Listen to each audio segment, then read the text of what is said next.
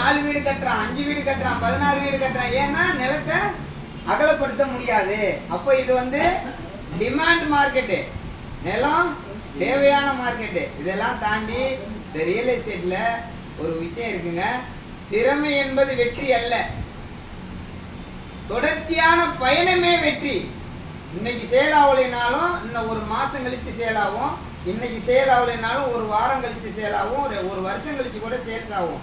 ஆனா நீங்க ஒரு ஃபீல்டை தொட்டுட்டீங்கன்னா தொடர்ந்து அந்த பிசினஸ் பண்ணிட்டே இருக்கணும், தொடர்ந்து அந்த பிசினஸ் பண்ணிட்டே இருக்கணும், அதை பத்தி யோசிச்சுக்கிட்டே இருக்கணும், அதை பத்தி டிராவல் பண்ணிட்டே இருக்கணும். இப்போ புதிய உத்தி என்னன்னா டெக்னாலஜி.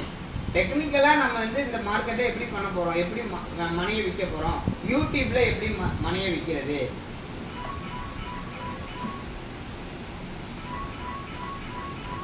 யாருக்காவது தெரியுமா யூடியூப்?